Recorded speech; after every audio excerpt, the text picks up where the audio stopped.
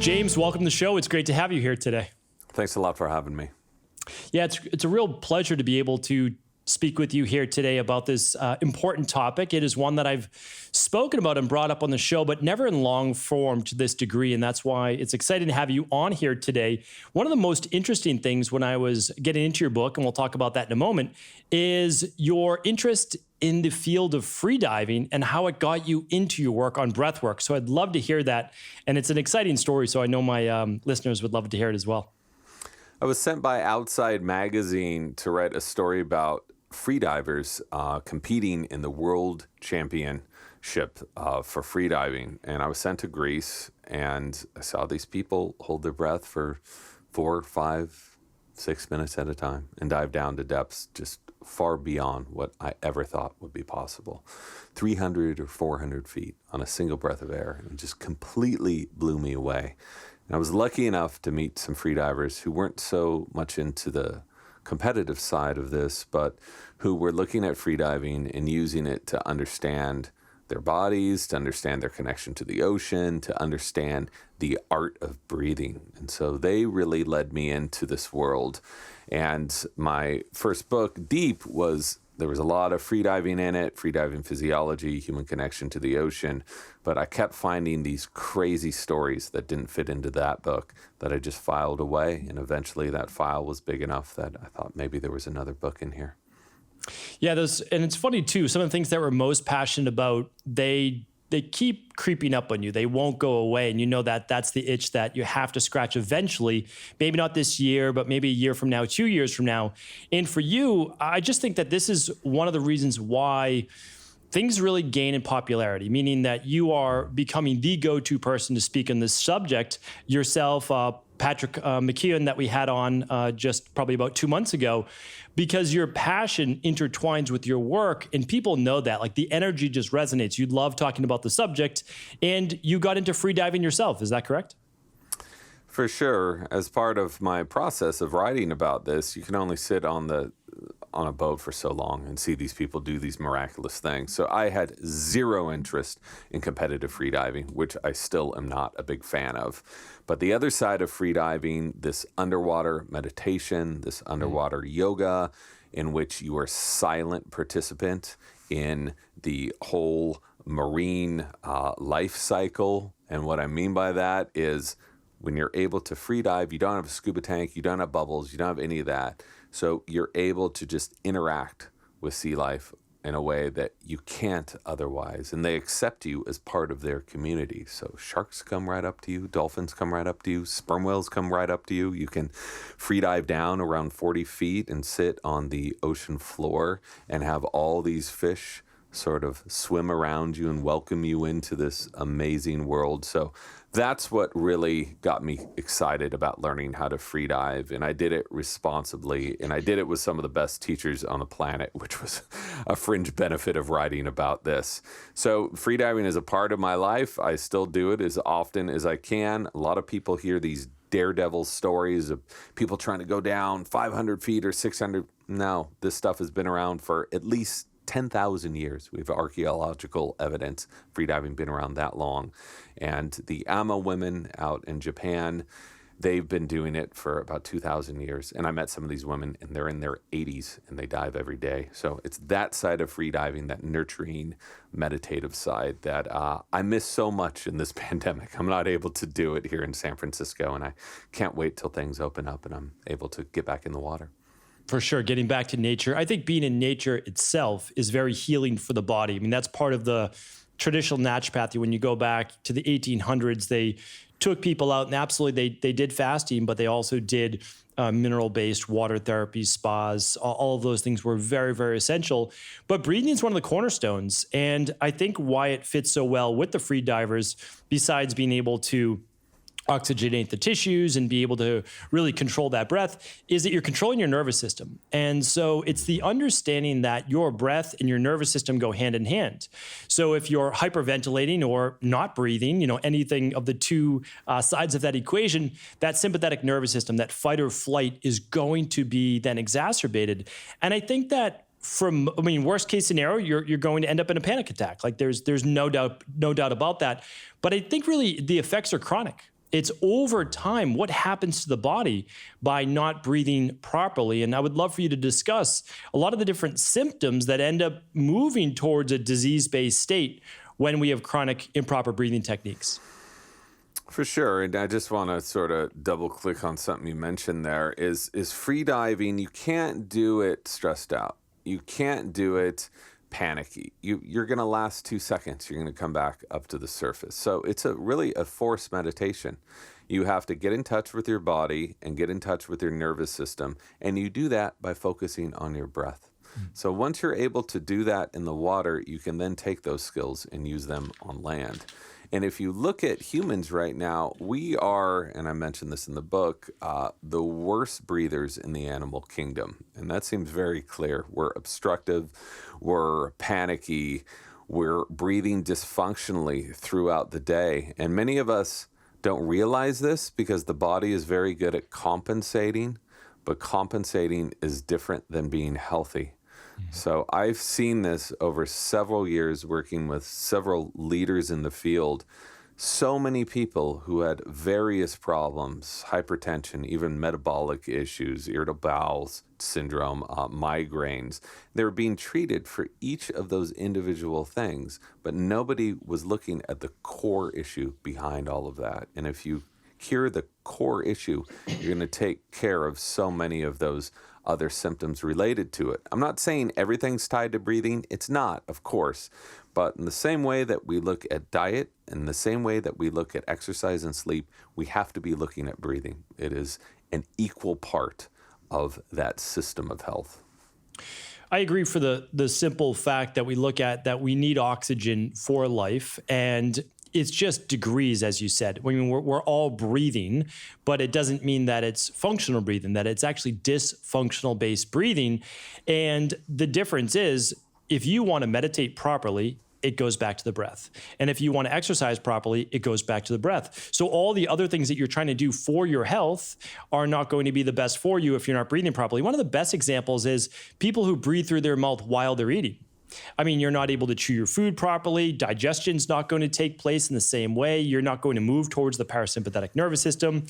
And I don't know if you would agree with that part too, but I would love to hear about the relationship between skull changes and really looking at how this is not, if in the grand scheme of things, millions of years, this is a more recent occurrence of us being able to not breathe properly. And I would say automatically. So typically before we wouldn't have to think about our breathing, I don't think.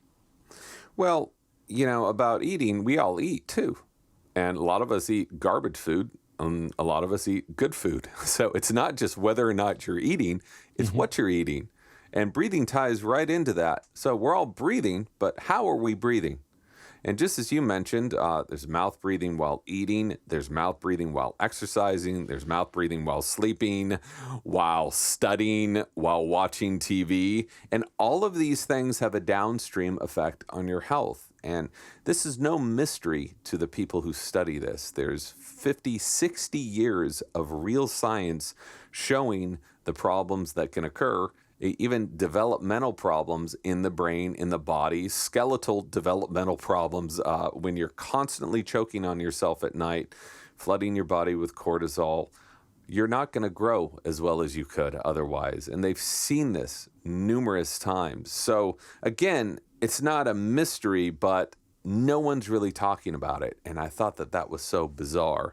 And another thing I don't think a lot of people are talking about is that humans as a species are completely messed up. Our ability to breathe has been severely impacted over the last 300 years because our mouths have changed, because our faces have changed, and that's changed our airways. It's changed our ability to breathe. And if you don't believe me, you can just do what I did when I spent several months doing, looking at ancient skulls and comparing them to modern skulls.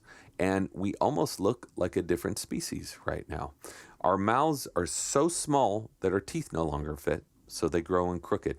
Guess what the other problem is with having a mouth that's too small for your face? It means you have a smaller airway. It's harder to get air in and out. It can clog your nose.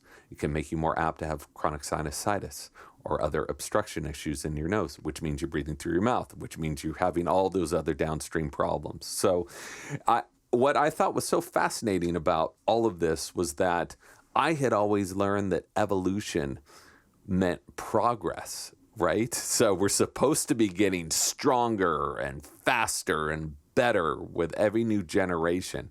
It's completely false. In a lot of ways, humans have taken a huge hit, especially in the last 50 years, with our health, with our development. I mean, if you don't believe me, go look at all of the chronic diseases out right now. Go look at the average BMI throughout the US and other countries, and the proof's all over the place. Without a doubt, and there's this huge tie for processed food and our not using our jaws when we are younger in the same degree to build up that musculature. But I don't know that there's a good tie yet. But I do believe that there is some now inherited issues from generation to generation.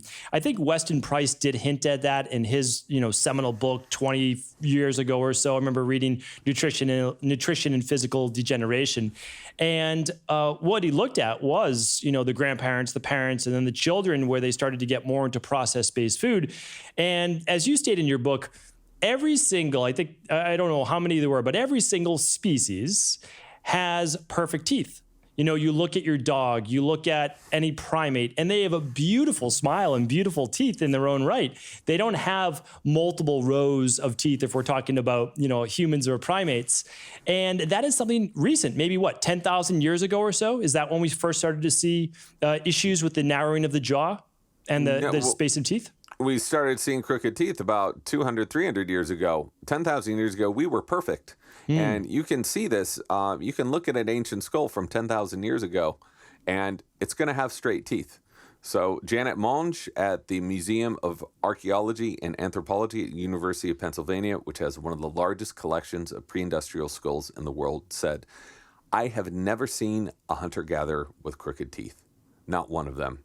This is what she does all day. She looks at skulls. Yeah. So thousands and thousands of them. So it wasn't until industrialized food that we had crooked teeth. And people have such a hard time getting their head around this. But just one point that you made, and this is where it gets really scary, is this is now becoming a heritable trait. We can see a too small mouth. We can see this retrognathic profile in the womb. Fetuses now have this. So why does that occur? It probably is tied to the mother's inability to breathe properly. It's also tied to, I was just talking to Dr. Kevin Boyd about this, gestational apnea. So if the mother is not having enough oxygen flowing through her body, if she's stressed out and there's cortisol, there can be developmental problems with the fetus. So it's scary seeing these. I was just looking at sonograms yesterday, through about a dozen sonograms yesterday, and the fetal skull compared to an ancient skull is drastically different now. So we're kind of hosed right out of the gate. That doesn't mean we can't create a lot of change and benefits to our breathing. That's not what I'm saying. It's about becoming aware of our poor breathing, aware of our poor skeleture, and then finding ways to fix that. And I think that's a key point, because I was born with a longer face. I was born with a deviated septum, smaller nasal passages. I wish I had those wider nasal passages that I could take more oxygen in, that I could, breathe in a better way, especially I think at night. So has always been my issue is I can be conscious during the day, and then it's also sleeping position, because that actually matters as well for being able to intake oxygen. But that's a third of your life. And if you're breathing in properly overnight, whether it's sleep apnea or, sleep apnea is a difficult one, because there's one apnea, two apneas a night, and then there's 40, 50, it's people are in varying degrees of sleep apnea. But what I'm trying to teach people is that you can be more conscious of it. When I do cardio now and exercise, not necessarily resistance-wise, but cardio-wise, I'm mouth-taping, and I'm just purposely nasal breathing to the point where I had to go back and basically relearn how to do my cardio. I had to start at a much slower pace, get my body used to that CO2 buildup that I want to get to in a few minutes, and that was challenging. That was actually painful and difficult. And for our children, it's crucial as well, because my oldest daughter, because of her smaller palate, smaller jaw, she was eating healthy food from when she was born. I knew how to feed my children 8 years ago when she was born, but that didn't stop necessarily a genetic component. And now, by educating her, she is actually doing mouth taping at night. And I didn't feel comfortable mouth taping my daughter at 7 years old, but they have mouth tape of varying degrees that you can put around the lips instead of over the lips, and they can breathe if they need to. So it was by shrinking her tonsils naturally, because they started to swell on their own through improper mouth breathing, and then being able to do the mouth taping, things are slowly but surely going in the right direction in terms of her teeth, because when her adult teeth started to come in, they came in crooked, and we're saying, well, she's eating well, she's exercising, she's a healthy kid. Oh, there's this mouth breathing at night. For sure. And oral posture, as mark my words, in the next few years, this is going to be very big stuff, especially for kids when you're developing so quickly. If you're walking around with your mouth open, how is your face going to grow? You know, if that's what you're doing all night and through much of the day. And they know that this is so well known that it's called adenoid face, from when the adenoids get inflamed or when the tonsils get inflamed and you start having to breathe through your mouth. You actually develop this very long face, right? And this is, I would say, the majority of people have this now. And we know this from measurements of ancient skulls versus modern skulls. But it's an important thing to mention when you're talking about sleeping and breathing. The only way you're going to be able to sleep well is if you're breathing well. So these people who are doing all of these other sleeping pills, I'm not sleeping well. I need to, have all these other interventions. You have to fix your breathing first. And that especially goes for kids. And what Dr. Christian Guilleminault at Stanford studied this stuff for 50 years, over 50 years, found that you don't even need to be suffering from snoring or sleep apnea to have developmental problems from improper breathing. You just need some resistance in your throat. It's called upper airway resistance syndrome. So even if you don't hear your kids snoring, if they have some sort of trouble breathing, if their breathing is labored, breathing is something you're going to be doing 20,000 to 25,000 times a day.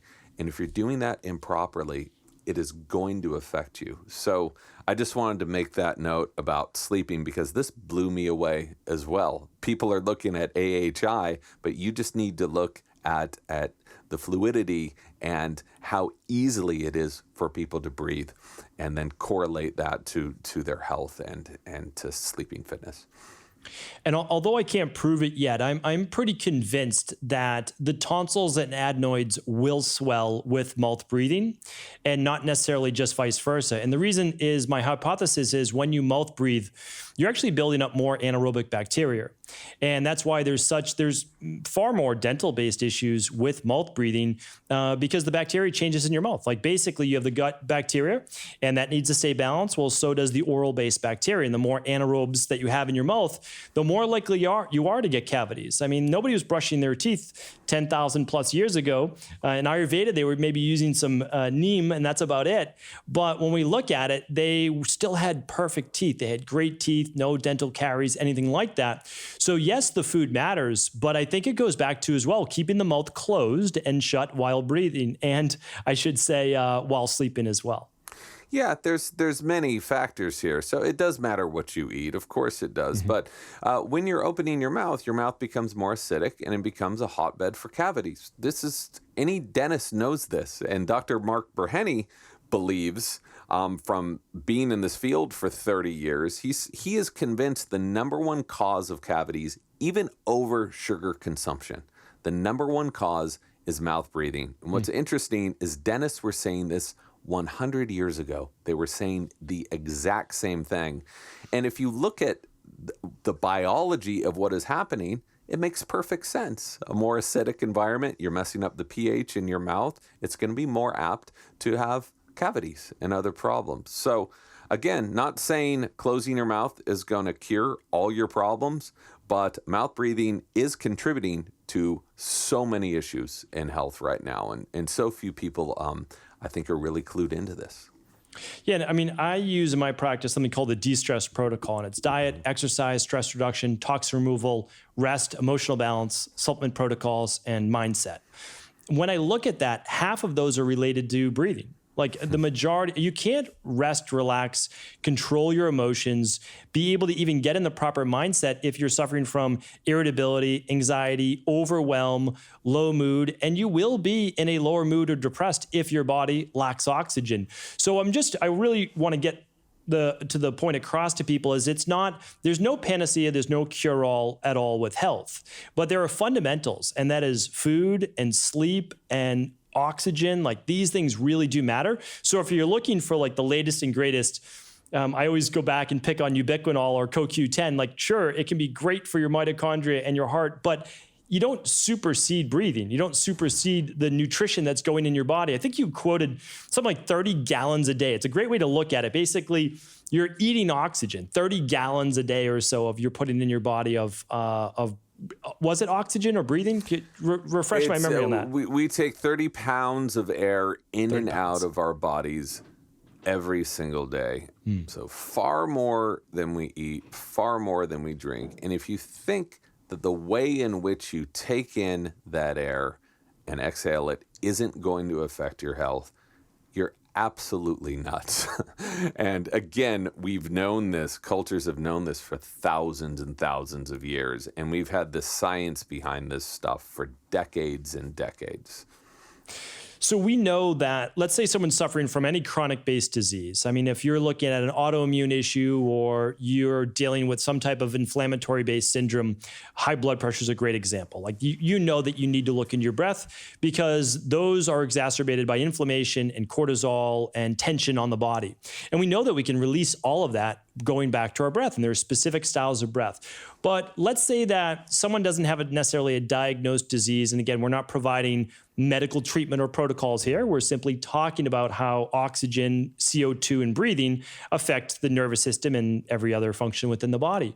But what would be a test that someone could try that they could say, well, because people don't know whether some people should know, and I think they do if they're mouth breathing while they sleep, but what is a good test to see if your body is doing well and has good balance between CO2 and oxygen? And I guess we should explain CO2 first and why you refer to it as one of the chief hormones in the body. So a lot of people are just focused entirely on oxygen in the body, and oxygen is obviously important, especially in the age of COVID. You don't want to see your blood sats go down.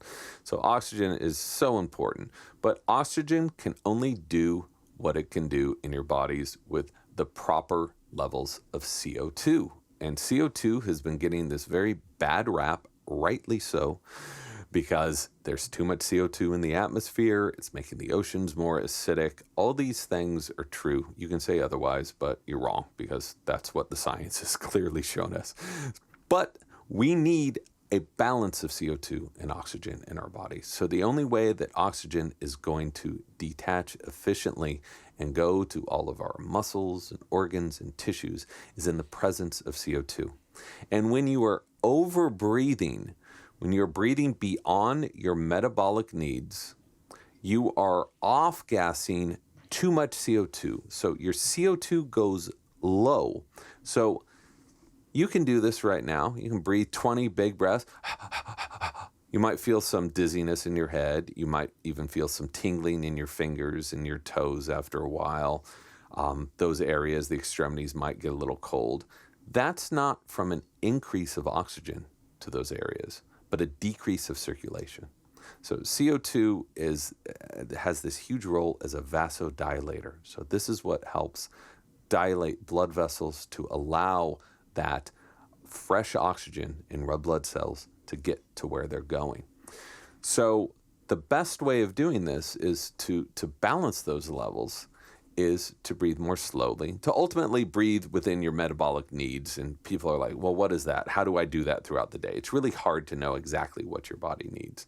But it starts with breathing through the nose, which causes you to breathe more slowly, pressurizes that air, allows you to get more oxygen in. And once you start with that, you can really notice the difference. Sometimes you'll feel your fingers start to warm up. You'll feel warmer because there's more blood throughout your throughout your body that way. So to address your question, a quick test that people have been using for hundreds of years, probably thousands of years, is they would just have someone calmly exhale and hold their breath. And populations who have asthma, who have anxiety, who are susceptible to panic attacks, who have other fear-based disorders or respiratory problems, can hold their breath traditionally maybe 5 to 10 seconds. They hold their breath and they go, and they hate it because their tolerance for CO2 is so low because they've been breathing too much for so long. So the key to allowing these people to tolerate more CO2, get more circulation to help take control of these issues that they have, is to train them very gently to hold their breath, to slow their breathing down. This is what Buteyko method does. This is what Papworth method does. This is what pranayama does. This is what qigong does, on and on and on. They've been doing the same thing for thousands of years. Yeah, and I was surprised by this myself because, I mean, my background, we haven't spoken before, but my background is coming from Addisons disease and fibromyalgia and POTS and autoimmune-based issues. So and I suffered with that for about 10 years, from 17 years old to 27 years old. I was a medical nightmare going from specialist to specialist. And then I found out about functional medicine and integrative health. And as they say, the rest is history.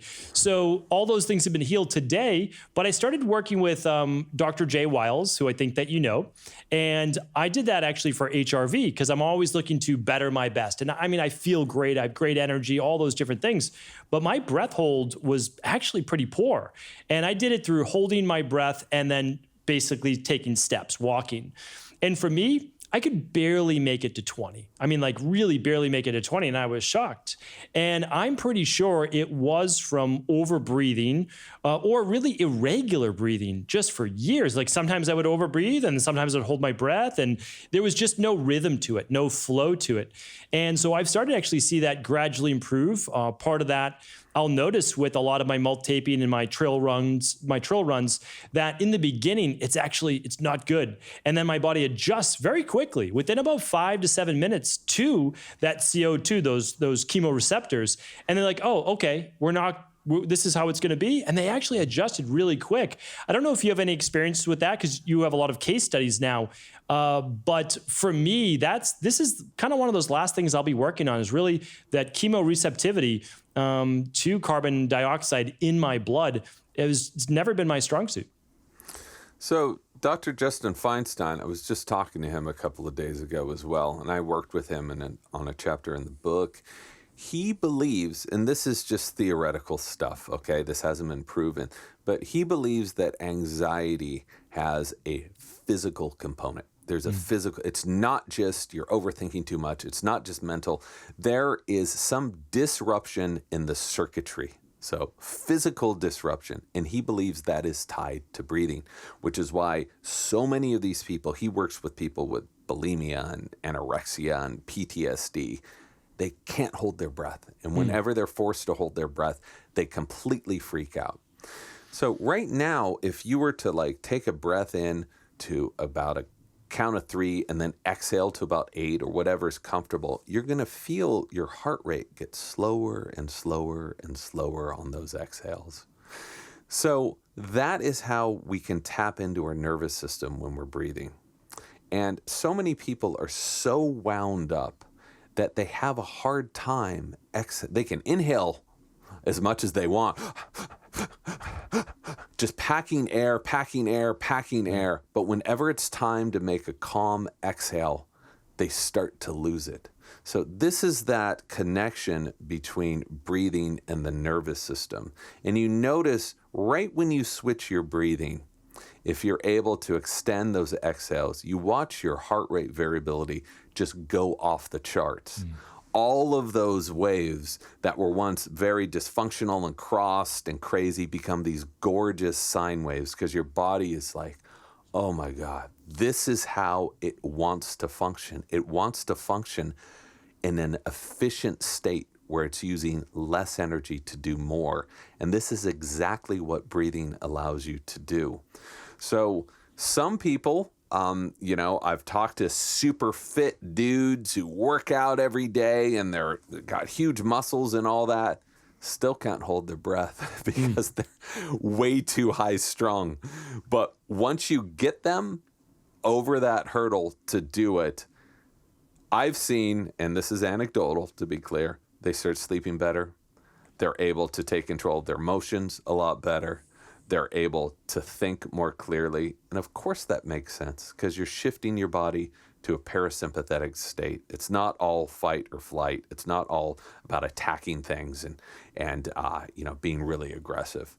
So, this sounds a little woo-woo, I understand. All I would suggest people do, if you don't believe me, put a heart rate variability sensor on you, put a pulse ox on you, even take your blood pressure before and after trying some easy breathing with a longer exhale and tell me what you find.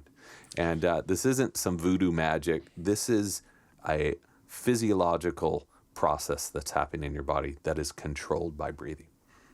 Yeah, and we talk a lot about fringe-based anecdotal evidence as well on the show, with always the caveat that some of it might be anecdotal. But the truth is, all of this is backed up by hard science when we can just make the correlation to we are shifting from the sympathetic nervous system into the parasympathetic nervous system, where we know that the two systems have different processes, meaning like literally you don't control the dilation of your pupils, your sympathetic or parasympathetic or light and dark do that. So this is without a doubt a real thing. I have one other theory, because I completely agree with you about the anxiety, the overwhelm, the past trauma, and I'd love to talk with you about that in just one moment as well, because I think there is something there. But I also believe there might be one more element, and that is subtle variations in pH in the blood. So we know that the pH of the blood needs to maintain about a 7.356, like right there. And we know that, yes, if we drink a Coca-Cola, which is like a pH of 3, our blood's not going to drop down to a 3. We have buffers within our body to make sure that our blood stays perfectly buffered. But I believe there's tissue variations as well. So we can have blood variations of up to a 7.5 and about down to a 7.2, although rare to go that high or that low.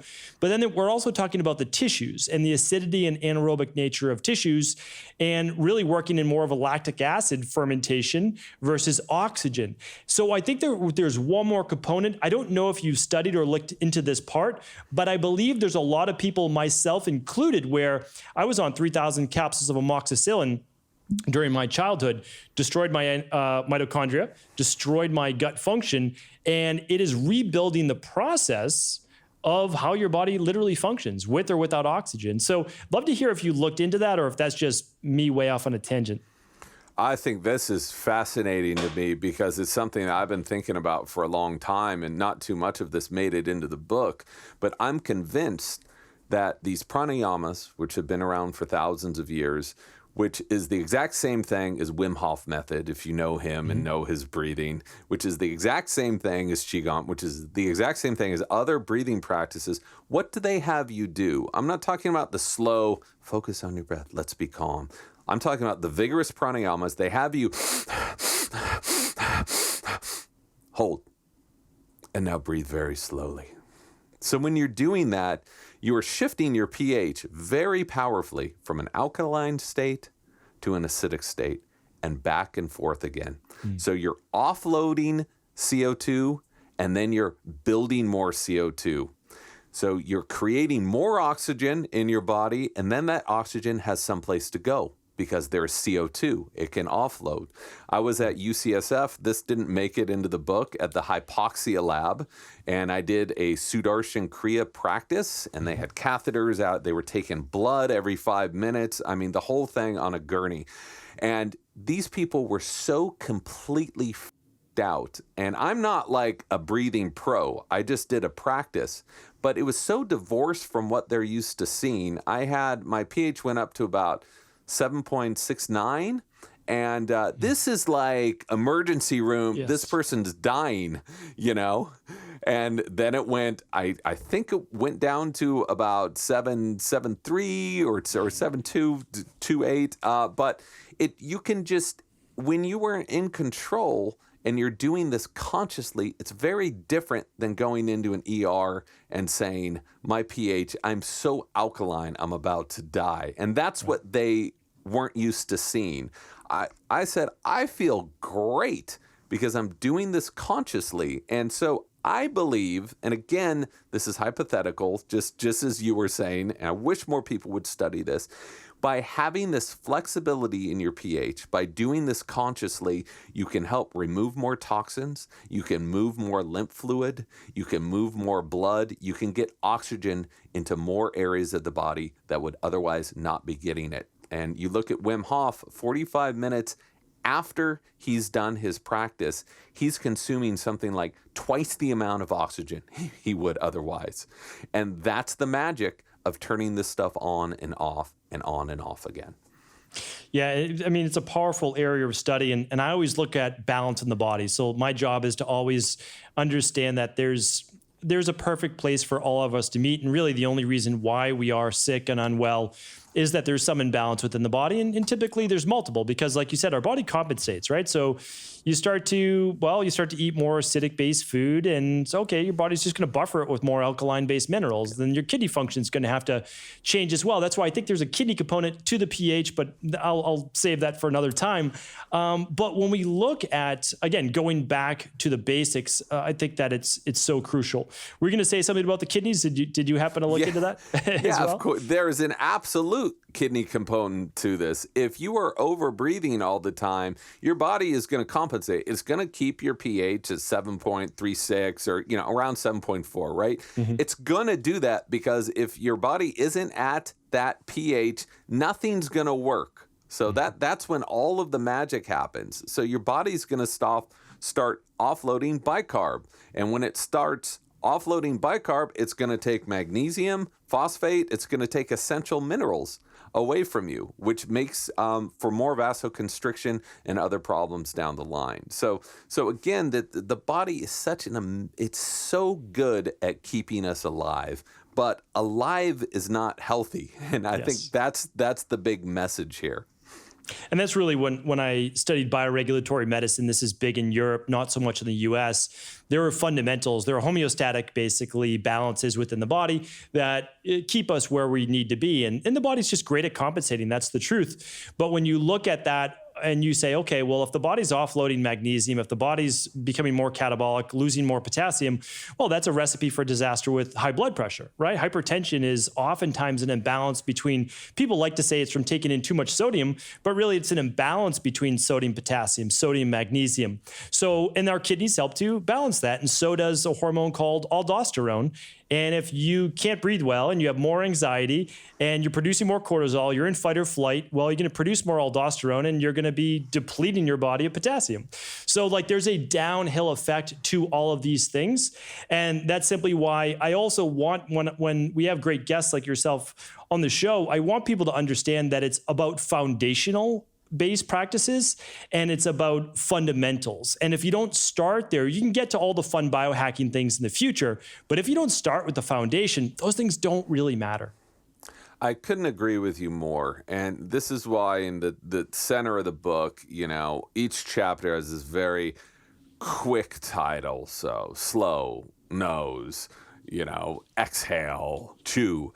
Because that foundation, it doesn't matter if you're an asthmatic or you're an insomniac, or you're an ultra marathoner, we will all benefit from this foundation of health. Then you can get weird and optimize it for whatever avenue you want to go down. But it has to start with this foundation. And this is my argument for breathing. I think the word is out now. Yeah, what you eat affects your health, okay? It does. How much you exercise affects your health. How you sleep affects your health.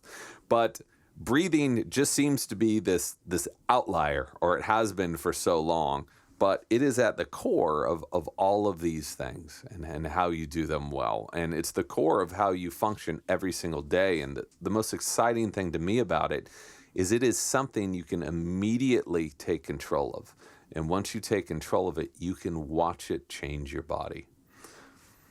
It's typically the simpler things too. That's why not as many people grab onto these things. They're just not as exciting, meaning like So I could pretty much remove myself from all the top 3 causes of mortality and potentially cancer by eating 7 to 9 servings of fruits and vegetables every day. That seems too easy. You mean I can have more energy, less anxiety, better mood, more energy, all of these different things if I just work on my breathing? Well, there's got to be a trick to this. And that's the big issue that we're dealing with. But I would love to make it more complicated, but the truth is that is not what is going to help the great majority of people. And yes, we can work on the nitty gritty after that, but you have to be willing to do those things first and almost the mundane, I would say, in order to reach the levels of saying, oh, okay, now I'm going to really practice biofeedback and all these great things. I'm a huge advocate of that simple leaf-based device. I don't know if you've used it before, but I've talked about it with Dr. Jay Wiles and Patrick McKeown, that you can do biofeedback in real time with a haptic-based device that's basically an ECG that you're wearing around with you. I mean, it's absolutely incredible for a couple $100, and you'll be able to see those sine waves like you're just talking about actually come back into balance with 3 minutes of practice. Well, nature is simple yet subtle. That's what Albert Georgi said. He won the Nobel Prize for his work in vitamin C. And this stuff isn't very glamorous. You know, when I was first writing a book about breath, I talked to my other friends who are journalists. They're like, you're writing a book about breathing? Dude, that sounds so boring.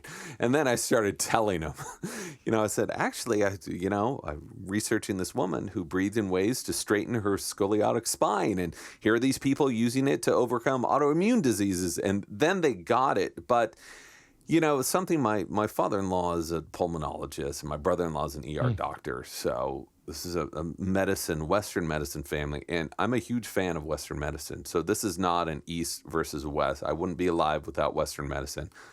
It serves such an amazing function. But what they told me, these are their words, not mine. They're like, well, of course we're not hearing about breathing because there's no way to make money on it. People are going to try. They're going to make little plastic doodads, whatever. And some of that stuff works great. But it's really hard to make money on it, just like with telling people to go to the farmer's market and not go to Safeway and buy a bunch of canned foods. Like, we've known processed foods were bad for us for over 100 years. We've known this. Only recently have we taken up, really going back to whole foods. So I think that these simple things are going to be coming back because we've seen the holes in modern technologies. We've seen the holes in trying to do these workarounds, these little hacks. It's like, you don't have to breathe well. You just need to, pop this pill once a day. Sometimes you got to put in the work, and breathing just doesn't require you to change your lifestyle too much because we carry it around with us all day and we can adjust it no matter what we're doing and see benefits.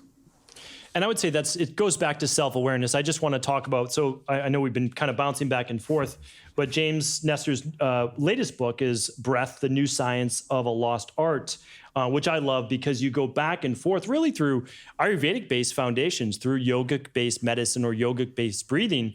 And it took me back to, I was doing an internship actually in Sri Lanka, and this is actually for a naturopathic doctoral degree, but I wanted to learn a lot of these lost things as well. I've always looked at myself as more like an archaeologist and teacher rather than a doctor. Is like I wanted to learn people. We like to say, well, the average life expectancy was 30-something years old. It's true, but there are also people living into their 80s, 90s, and hundreds of years ago as well. So what was the difference? Like, what did they know maybe that we didn't? Of course, we should all be thankful for modern medicine because many of us wouldn't have survived things like like typhoid or random things like that, or even getting a parasite. So like these things do matter. But I mean, I would even say, and I would be remiss if I didn't state, but like there were also remedies for parasites with all sorts of different herbs, et cetera, back then as well. But regardless, what did they know? And I went over there and I've taken yoga many, many times, but we started doing lion's breathing and dog. And I'm like, what's going on here? By the end of it, I was so lightheaded and dizzy and almost euphoric that I had never experienced that. And I just said, what did we just do there? But I wasn't able to have the conversation because the fluency between their language and mine was not there. But that was my first taste of understanding I'm just breathing differently and I feel completely different. And I know you've had a few of those same experiences as well. For sure. And what's great about all this stuff is it can be measured, and so many people have measured it. They've looked at what these different breathing practices will do to your body in the short term, and then they've measured what happens in the long term. If you look at all the science going into Wim Hof method, I mean, I know Wim. I've talked with him many times. He's an amazing dude. He calls it Wim Hof method, but he's the first to admit, he's like, this stuff has been around for thousands. He didn't invent anything. He didn't invent cold exposure. Look at all of the cultures that use cold exposure. So, what he had said and what he had found was that these simple hacks, these very basic things that you can do he's into exposing the body to stress, hormetic stress, hormesis, which we know has a hugely beneficial effect on people with autoimmune problems, okay? But that's being studied right 4 blocks from my house at UCSF. Alyssa Eppel is now studying this with rheumatoid arthritis. So I think that we just had different names for these things in the past, and those names got associated with like crystals and Buddha statues and people who weren't looking at the science of it, because a lot of their names are these things no Westerner can pronounce anyway.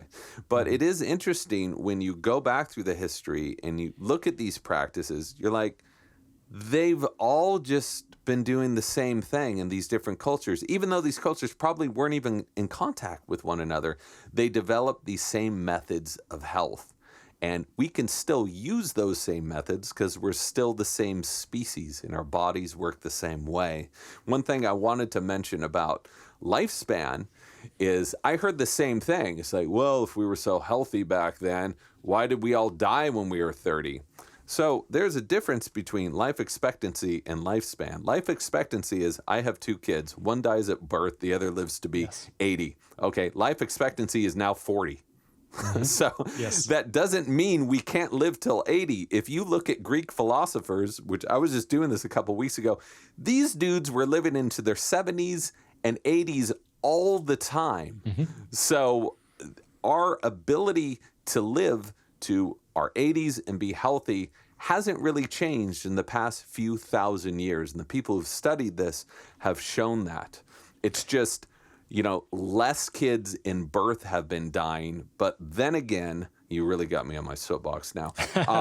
A lot of those calculations were looking at Victorian age births when everyone was dying of everything because everything was so polluted. So anyway, no, that's topic for another conversation. Yeah. Well, you're 100% true, though. And I try to tell people that, like, well, we don't really know if cancer was as bad in the 1800s because nobody lived that long. And I'm like, that's not true.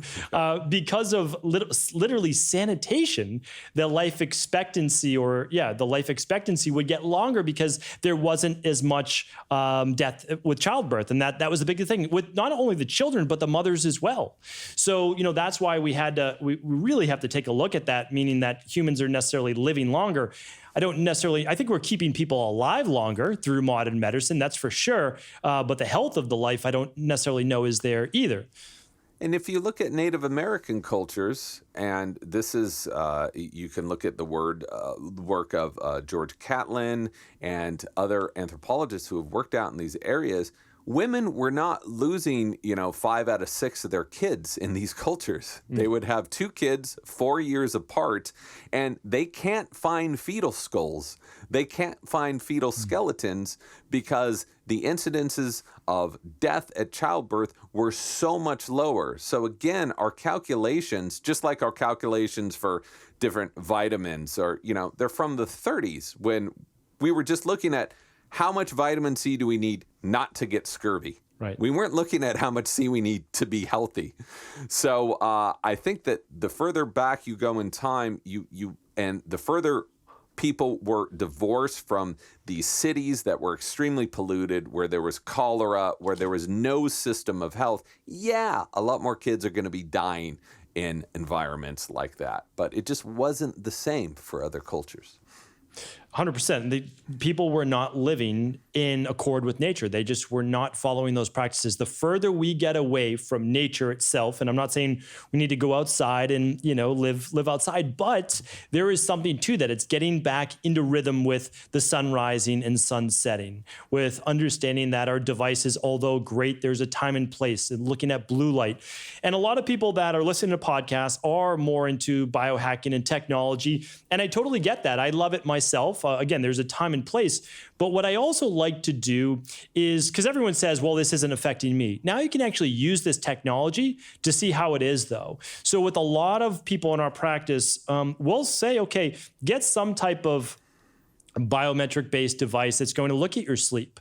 And we'll see, okay, you don't think alcohol is affecting you. Let's go 1 week without drinking alcohol, and then let's put it back in. And we see people's HRV plummet. We see their REM sleep go down. We see their deep sleep go down.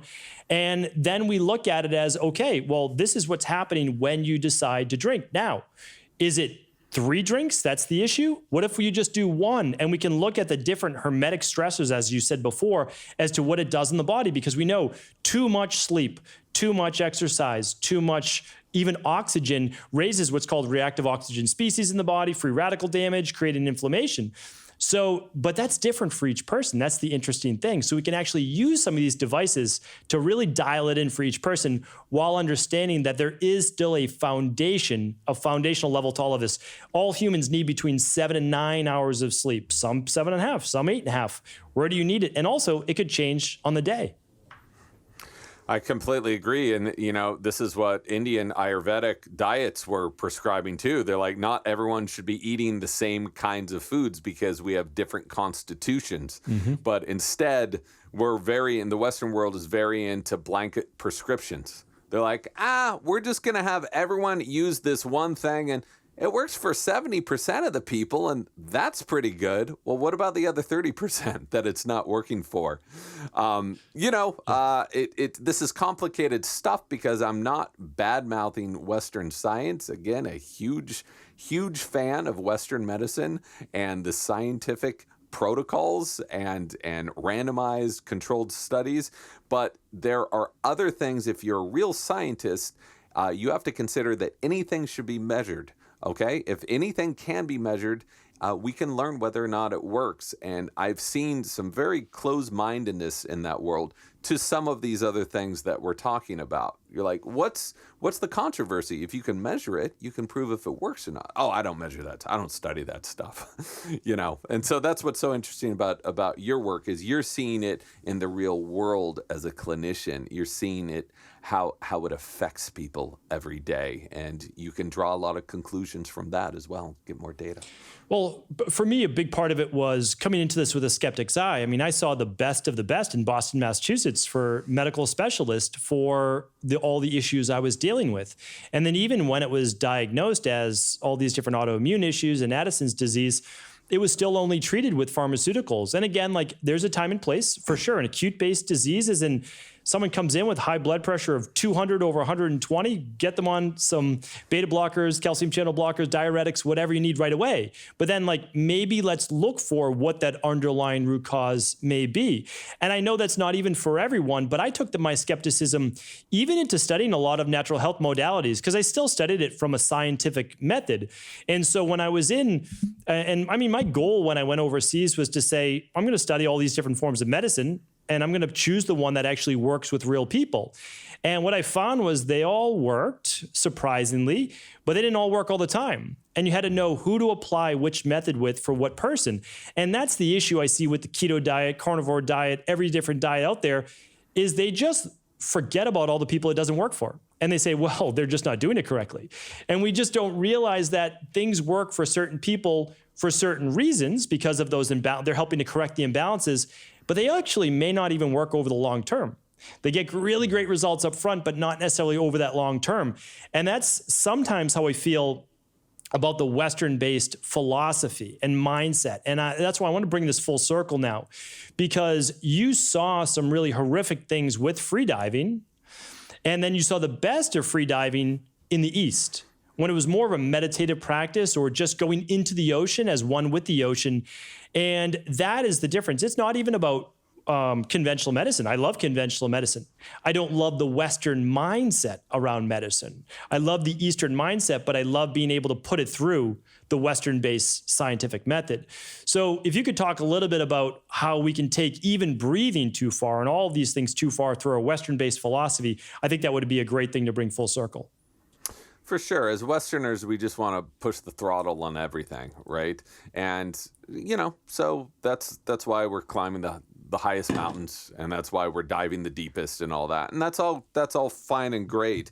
But what you keep saying, and that it really goes back to, is this foundation of health and this balance within the body. If people want to compete and free dive to see how deep they can go down, and maybe they won't come back to the surface, maybe they'll go unconscious 30 feet underwater. I saw that. Maybe they'll come up to the surface dead for 2 minutes until they're resuscitated, then kind of laugh and move on. People want to do that. That's cool. I don't want to see it. And that's not the sort of freediving that I want to focus on at all. And the biggest, I would say, difference between these two viewpoints is when I went to Japan, when I met the AMA divers. Again, these are women in their 70s and 80s. And they said the ocean will always provide, if you just carry from the ocean what one person can carry. So they go out every single day. They've been doing this since they were 15 years old, every single day. And these are some of the strongest women I've ever seen in my life.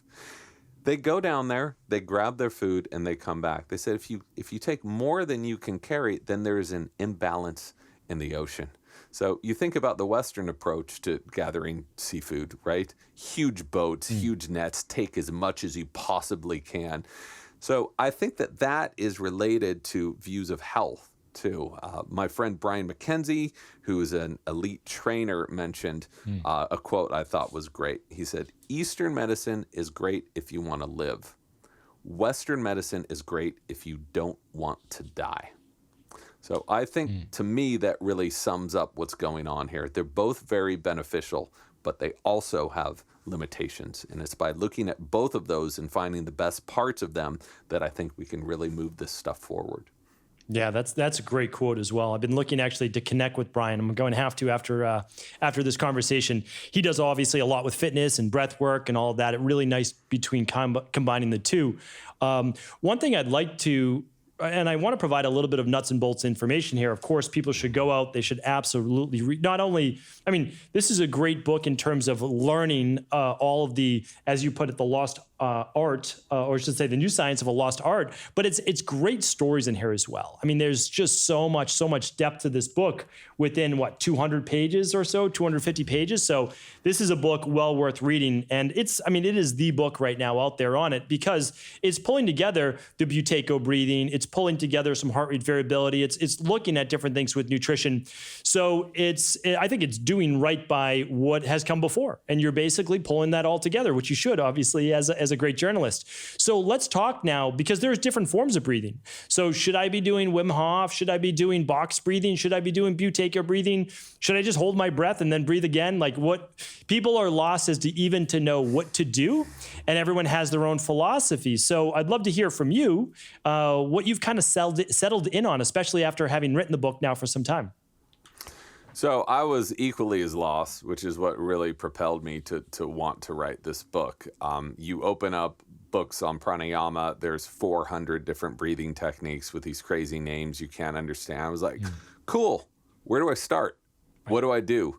So it goes back to that foundation, right? So I would start by doing these basic things. We could get all into the weeds of why you want to do these things, but it's in the book, and we've talked a bit about this already. Breathe through your nose. And if you can't breathe through your nose, you need to figure out a way to breathe through your nose. Dr. Jayakar Nayak down at Stanford, he's the chief of rhinology research, told me, if a sink is clogged in your house, you're going to find a way of clearing it. The nose has to be considered the same thing. It is vastly different for your body processing air through your mouth or through your nose. So breathe through your nose. Breathe slowly and breathe deeply. So breathing is not only a biochemical process, it is biomechanical. There is this big muscle underneath your lungs that goes up and down every time you breathe. That's the diaphragm.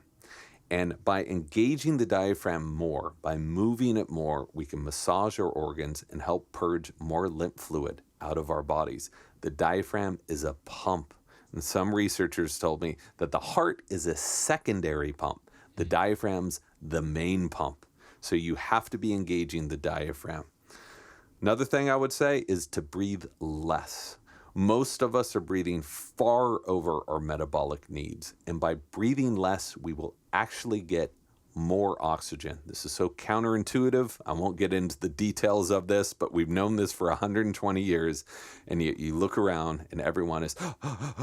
And now, as far as what breathing is right for you, so start with that foundation. Everyone's going to benefit from that foundation. And then it depends where you want to go with this. The last third of the book is called Breathing Plus, because it's looking at, for people who have severe anxiety, severe asthma, what's the special breathing practice that has been shown to be beneficial? What does the science say? What about autoimmune issues? Even diabetes. Is there a certain way of breathing for diabetes?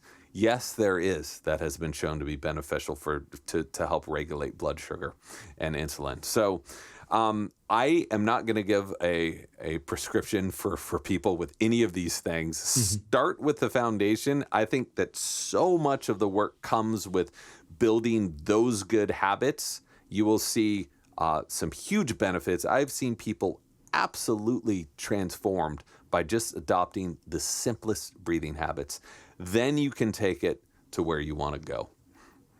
Without a doubt. And in the book, you talk about, so for people, kind of thinking about this too, page 219 of the book is really a great summary going back to these are the different forms of breathing. Now you should know the why behind that. Of course, read the whole book because it's sometimes dangerous just to get the summary, that's for sure.